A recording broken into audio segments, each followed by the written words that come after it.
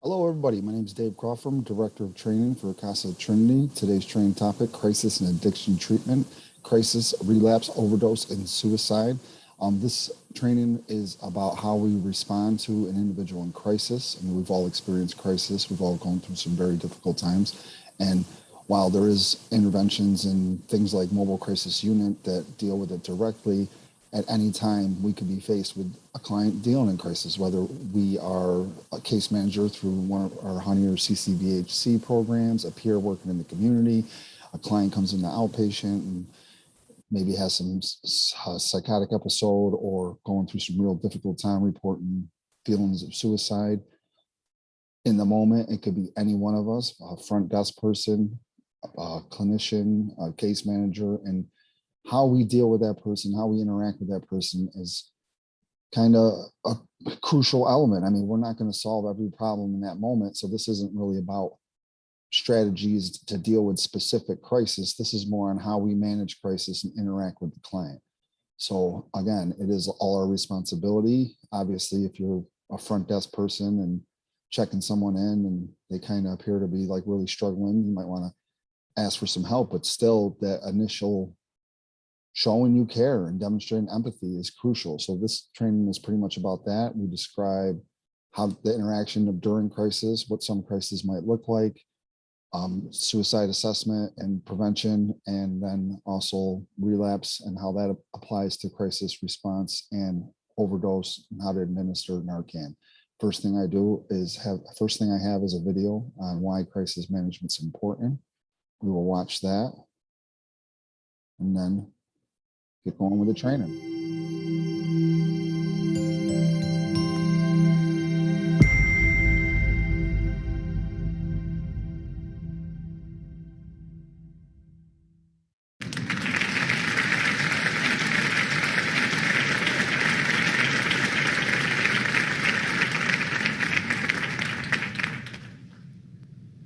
I was standing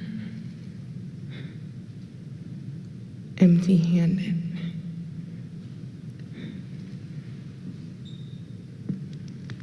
When I looked up, my roommate had a look in her eyes that said, "Please, don't kill me." Had I not seen the evidence myself, the soap dish originally in my hand shattered across the floor, I wouldn't have believed her. I was 20 years old, a triple major college student, successful, and with a trajectory of a bright and hopeful future. At least that's what my advisors said. But nonetheless, I found myself in crisis.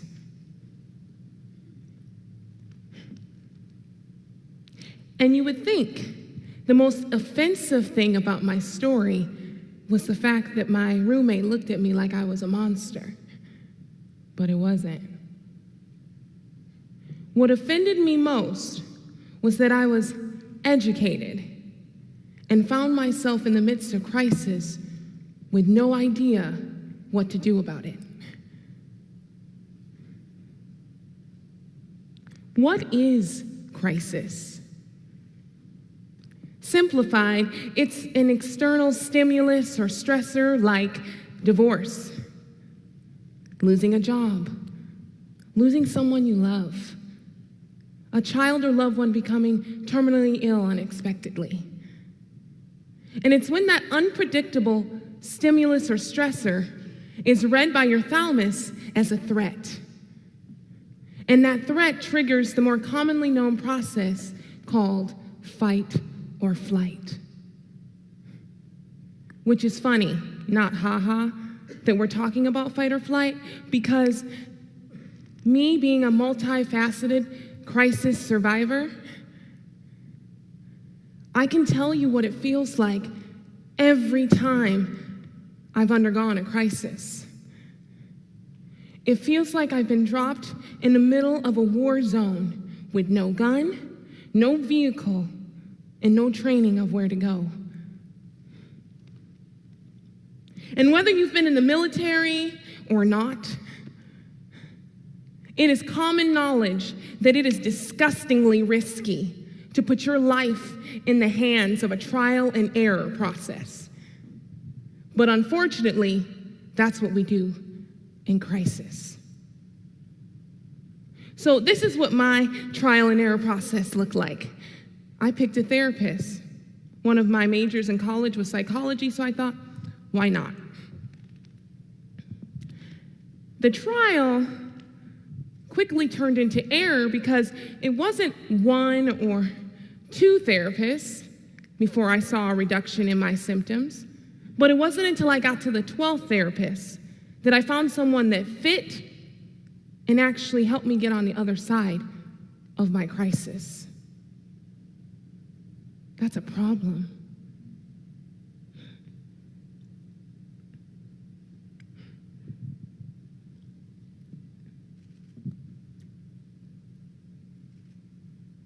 One person every 40 seconds dies to suicide. Are you offended yet?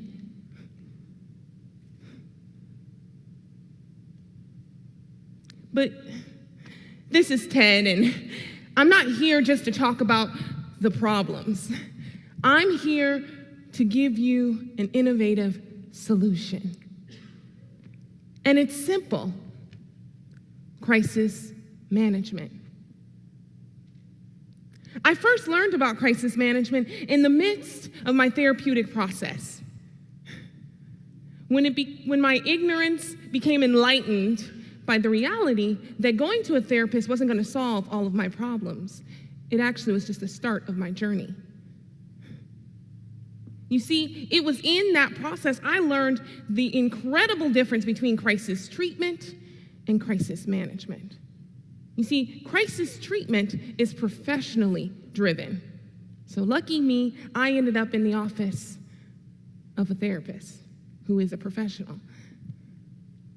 I am a type A, very motivated, very driven individual. I want you to get how rare it is that I ended up in a therapist's office.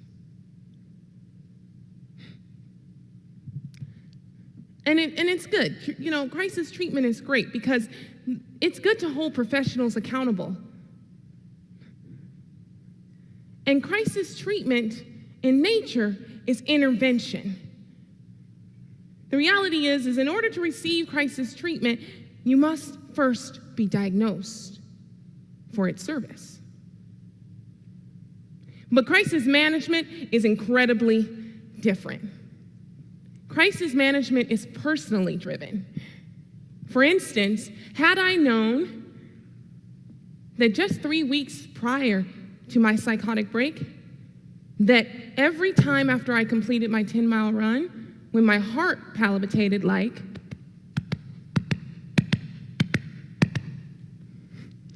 that was potentially a sign that I was in crisis and that I needed to seek the support of a professional, then I would have went. But you know my story now, and you know that wasn't the case. You see, crisis management is prevention driven, which means you must know what to do and where to go before crisis hits.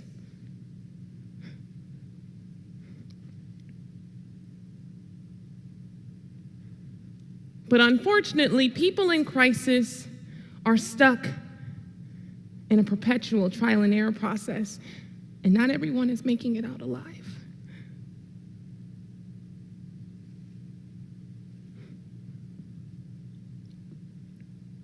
Call me an idealist or even a dreamer, but a world that focused more on crisis management, pro-crisis management, would look like this. It would look like you, educator. whether in elementary or middle school, high school, college, or grad. Inviting an anti-stigma or crisis prevention educational program in, and really making it normal for people to understand how common it is to find yourself in crisis, and training them what to do about it so it becomes as common as calling 911 or a fire drill. Or you, business owner, inviting someone like me. I know, shameless plug. But I did start a business called Zion Crisis Navigational Services that is designed to help employees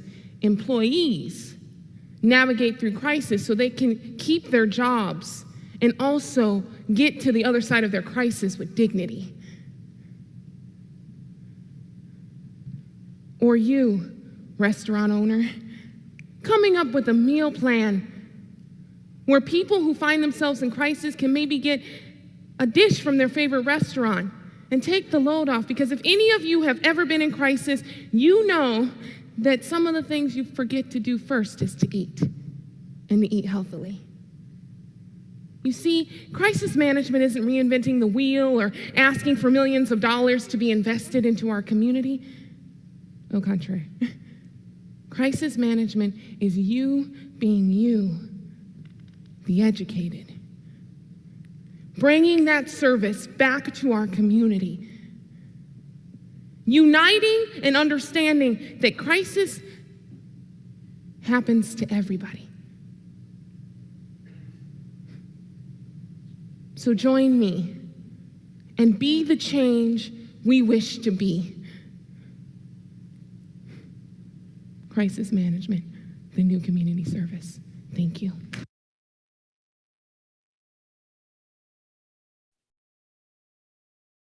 So that's what we're talking about. Not so much crisis intervention. I mean, we have mobile crisis units, an ACT team, mental wellness check. All those things might be initial steps taken in crisis intervention services in the community.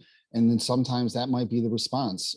But we're talking about dealing with the client face to face who might be experiencing a crisis, and how to be with that person to assist them and providing hope that we'll get through it. So crisis. It is a temporary state of severe emotional disorganization due to failure of coping mechanisms and or lack of support. It affects decision-making and problem solving, and they're inadequate during a crisis. You know, typically if we're in like a fight or flight mode, we're not necessarily using the frontal lobe. We're just, all that hindbrain stuff's kicking in. Treatment must be immediate, supportive, and directly responsive to the immediate crisis to assist the client and or family through the stressful situation. So a crisis intervention, I mean, again, like I said, there are services specifically not designed for that, but we're talking about even if we're making an intervention in the moment, because not every crisis is going to require a mental health arrest or services such as that. I mean, sometimes even a crisis would be manageable, but maybe the person's prone to it due to psychological resiliency differences or just a history of being triggered. PTSD would also like definitely trigger crisis, feeling of crisis a little bit quicker. And it doesn't mean the crisis is not happening. And even if it doesn't seem like it's something that would trigger you into a crisis, you got to remember perception creates reality. And thus, if the person's identifying as in crisis, these are the ways we need to manage that. So, and the goal of a crisis intervention, or we're working with someone in a crisis, is to convert their emergency or crisis situation into a solvable problem. Crisis intervention, it can be a valuable opportunity for change. It may offer something we can learn from, experience that enables what we'll do different and understands ourselves in a new way.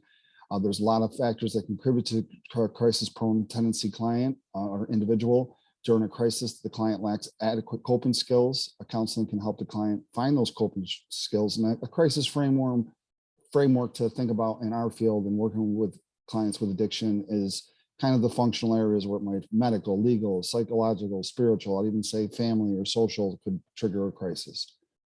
So I have another short video, and I apologize for the lag in the last one. I tried recording this yesterday and noticed that, so I thought I fixed it, but it did not.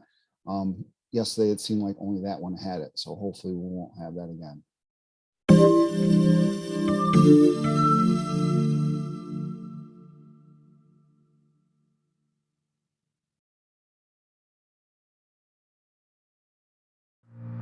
I never thought my daughter would go through something like this. I wish I could have known earlier, or at least known that she was suffering. When my coworker didn't show up last week, I was worried. I'm so glad I gave him a call because he was actually going through a really hard time. My friend got laid off from his job. He was very upset, worried. He hasn't slept in days. When he opened the door, he started saying bizarre things about people watching him through the television. He kept grabbing his hair and ears. I saw he needed help.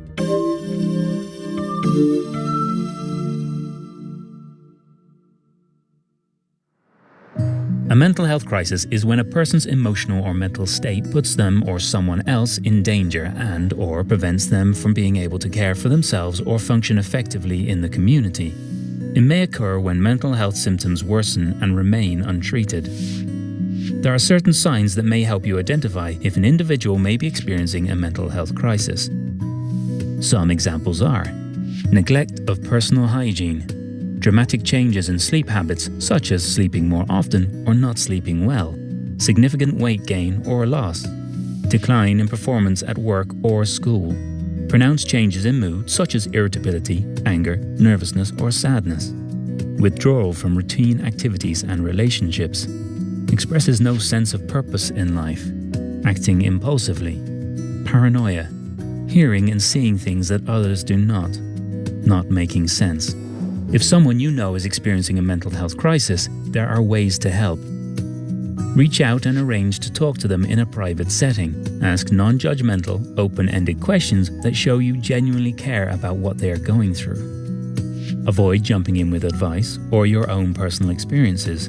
In most conversations, many of us are used to listening just enough to respond and can get focused on our own responses. Listen to understand, not just to respond. Stay calm and focus on the present moment. When someone is experiencing a mental health crisis, it's crucial to ask very direct questions. For example, have you thought about getting help? Talk about safety planning and identify what needs to be done to keep the person safe. Don't leave someone who is experiencing a mental health crisis alone. If they are resistant to seeking help and are a danger to themselves or someone else, call 911. People who are in emotional distress can also call 1-800-273-TALK 8255 or text the crisis text line. Trained crisis workers are available to talk 24 hours a day, 7 days a week. Supporting someone through a mental health crisis can be stressful, but knowing ahead of time what signs to look out for and which actions to take can enable you to be prepared and feel more confident about helping. Lives can be saved if we all take action to help those in need.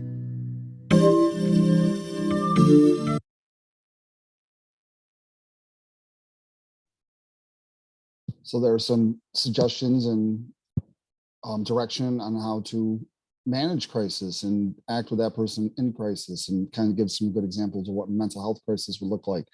I would also like to add right there that if we're working with a client who has a history or is prone to crisis, then crisis prevention planning can be a very good preventative measure. And that goes to the next thing we're going to talk about, phases of crisis. And if you look through the research or online and kind of want to explore this further, you'll find that a lot of it's broken down into phases. I picked one that I felt it presented it well, but there's all different schools of thought, and they all kind of say the same thing. So there might be 3 phases in some or 5 phases in other, but I like this one, so this is what I went with. So phase 1 of a crisis is the experience of the external precipitating event. So that's whatever is triggering that feeling of crisis. Phase 2 of a crisis is the perception of threat from external event and or perceived actual further threats to a person that may cause the event. So not only are they experiencing like what might have triggered it, then the mind starts racing on what else could happen, what else can go on, and that can create even more of a sense of urgency in emergency situation. The client may increased anxiety as a result of it, and the client may cope or resolve the crisis on their own. If the client is unable, then they will enter phase 3.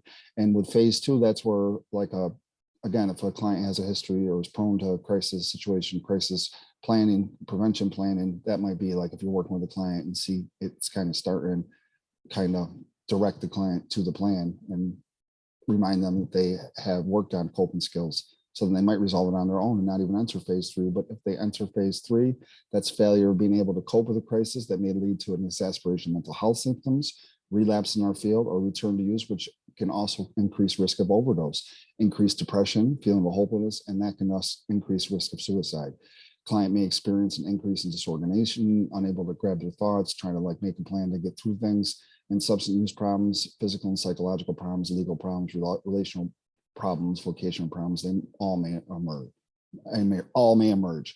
Phase 4 of a crisis is the intervention, and then like again, that might be the mobilization of the internal or external resources, like calling a mobile crisis unit, ACT team, or just sitting down with the client and kind of designing a solution and turning that crisis to a solvable problem and working through it with them.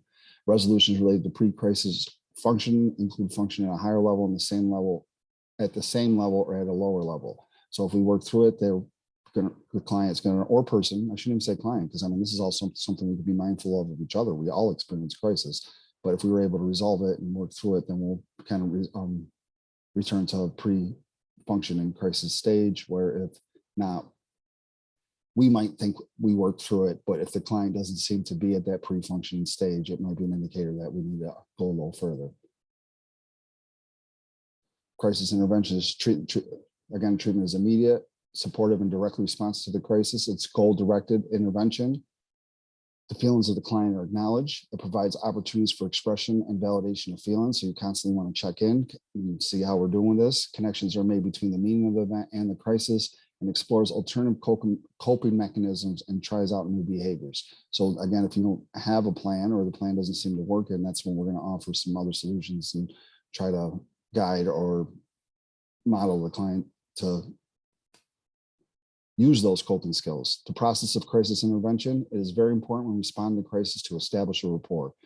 Don't over reassure, make promises or claims we cannot be sure of, like say it's going to be okay. No one wants to hear that in immediate crisis, and we don't know it's going to be okay. I mean, depending on the crisis, we might not be able to work through it or resolve that. So that's very important that we don't do that, and acknowledge what you know and what you don't know. Be very genuine. Be consistent in providing messages. Emphasize that a process is in place to learn more. Assess medical or psychiatric current symptoms, precipitate an event in the client history. In intervention, identify strengths and weaknesses, look for opportunity to promote resiliency. And I'm talking about psychological resiliency here.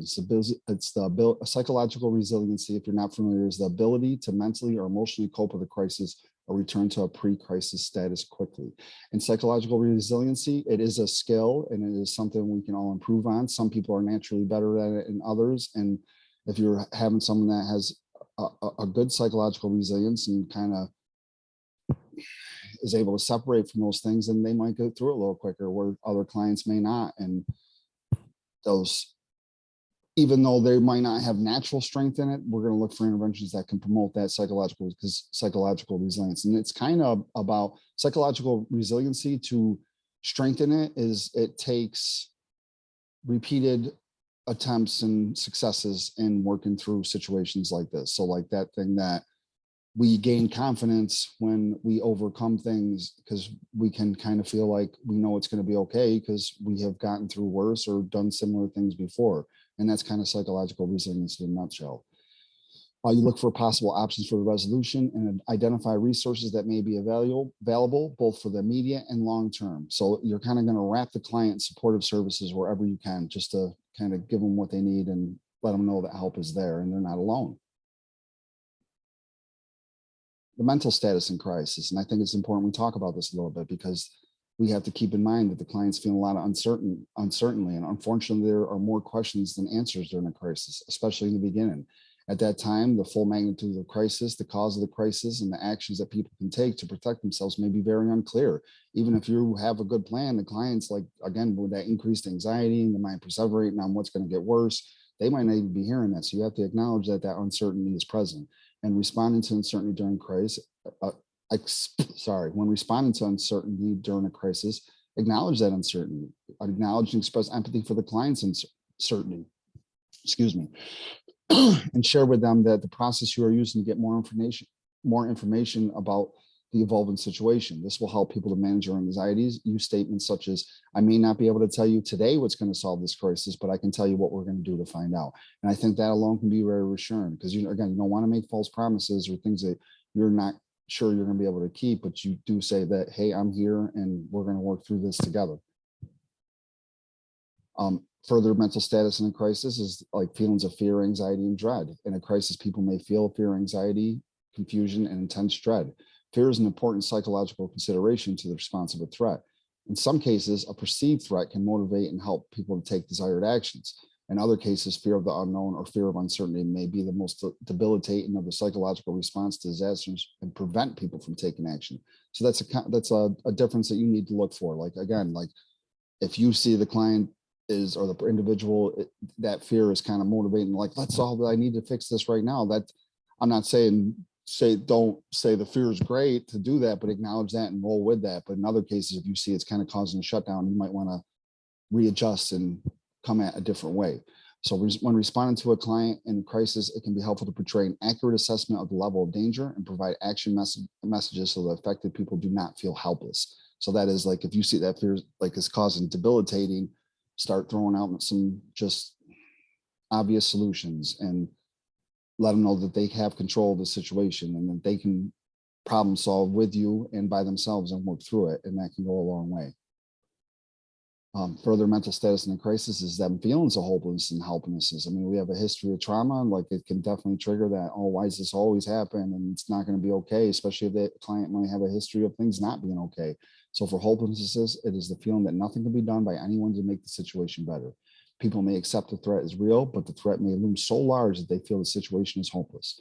Helplessness is the feeling that people have, that they themselves have no power to improve their situation or protect themselves. If a person feels helpless to protect him or herself, he or she may withdraw mentally or physically. And that helplessness, especially with a client with a history of trauma and PTSD, it can be very triggering.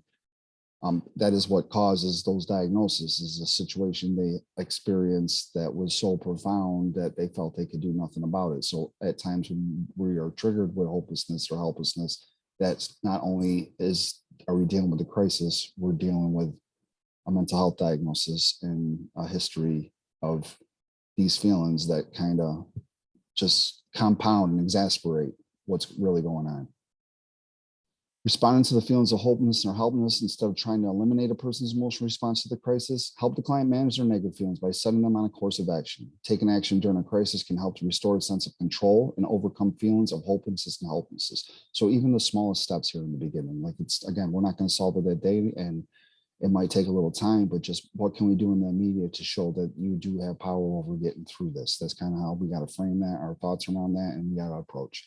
Helping the client feel empowered and in control of at least some parts of their lives may also reduce some fear. As much as possible, advise people to take actions that are constructive and directly relate to the crisis they are facing. These actions may be symbolic, such as asking the client to provide or write down ways they have dealt with crises in the past. These actions can also be responsive by identifying solutions of what may help in the immediate, even if it's just a small part of the crisis that's going on, and then providing referrals and linking to resources that may help. Because not only does it show that we're kind of there to help the client, but also that there's a lot of people that can get involved and work through this with them. The importance of assessing mental status in time of crisis, it's very specific to phase 3 of a crisis. Remember that failure of being able to cope with crisis may lead to exacerbation of mental health, relapse or return to use, which can also go risk of overdose, increased depression, feelings of hopelessness, and that can lead to increased risk of suicide. So you want to be taking in mind when you're working with the client what their mental status look like, and then kind of further assessing the possibility of what else could come into play outside of the crisis, but that it might lead to very negative consequences. As feelings of uncertainty, fear, anxiety, and dread may lead to amplifying feelings of hopelessness and helplessness, this may lead to exacerbate symptoms of depressions and higher risk of suicide. So that leads us right into assessing of suicidal behavior. So there has some high risk groups and things we got to consider for working with someone. Those with a history of previous suicide attempts or a family history of suicide attempts. Adolescents, they're another high risk group. Elderly client, disabled or terminally ill clients, client with personality disorders, client with organic brain syndrome or dementia, and depressed or psychotic clients. And specific to our field, I mean, all of our clients that we work with in the substance abuse setting, they might hit those other high risk groups as well as be substance abusers, which also kind of leads to another increase of risk. Clues that someone might be being suicidal, feeling suicidal, is they start giving away personal and special and prized possessions. I think we've all learned this before. If you have any clinical training, that's very common. Canceling social engagements, making out or changing a will, taking out or changing insurance policies, positive or negative changes in behavior. So they might be very elated or they might be very down. Poor appetite, sleeping difficulties, feelings of hopelessness. And again, some of these just might be present in as a result of anxiety, but I think we're looking for severity levels and how many of them happen at the same time while we're assessing suicidal behavior. Further clues are difficulty concentrating, loss of interest in activities, client statements that indicate an intent to attempt suicide, and sudden calmness or improvement in a depressed client. Like they have found the solution that they think. I mean, it might seem backwards to us, but if you're not experiencing suicidal thoughts, but in a person's mind, it might be like that's the solution and they're kind of at terms with it. So that's why you're looking for that sudden calmness or improvement in a depressed client. Client questions about poison, guns, or other lethal objects.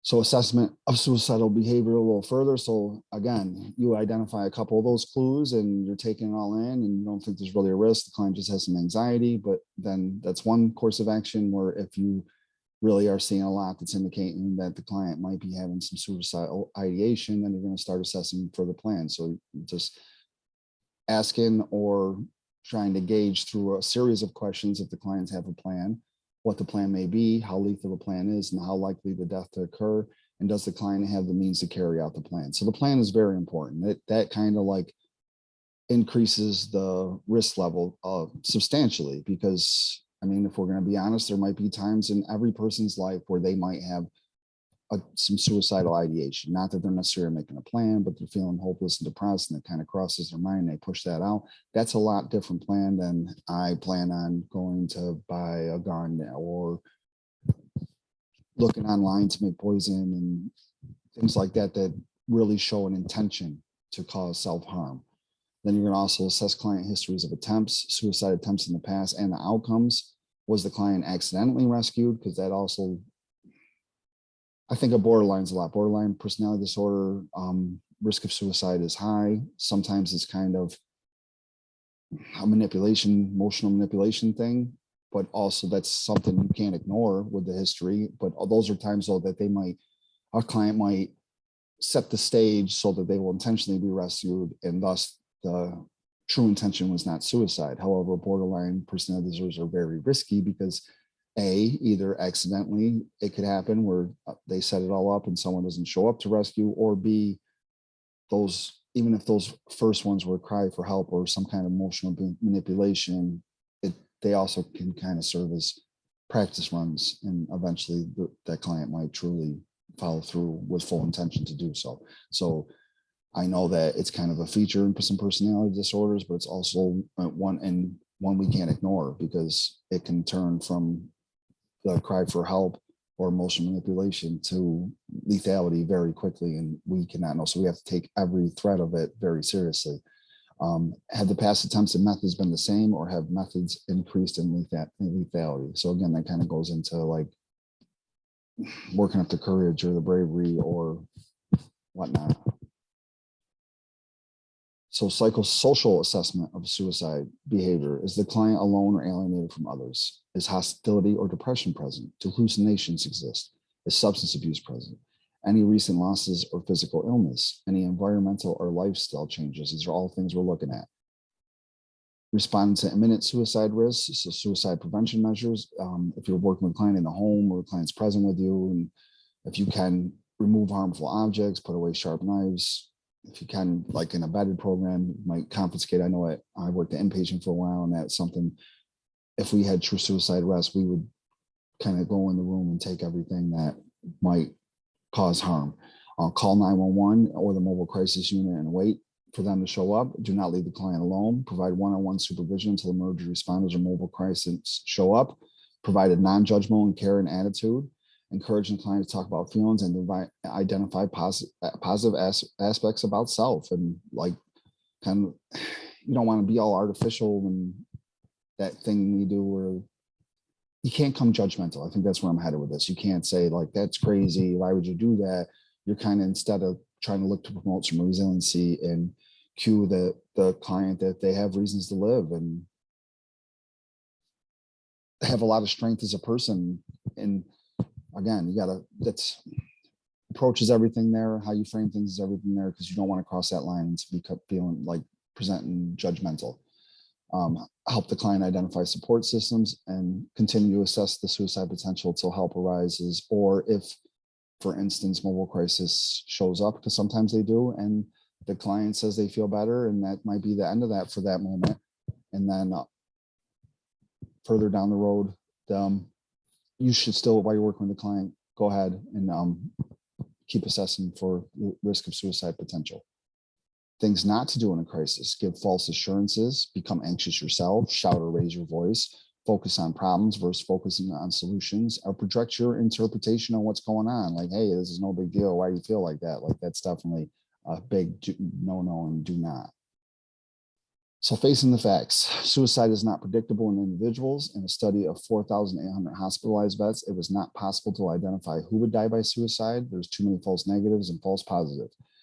Individuals of all races, creeds, incomes, and educational levels die by suicide. So there is no typical suicide completer. So again, that's kind of a skill that we need to hone and develop and be mindful of when we're working with our clients. Like, you never can tell. So if you're seeing clues and your assessments lead into some concerns, it's not something we can ignore.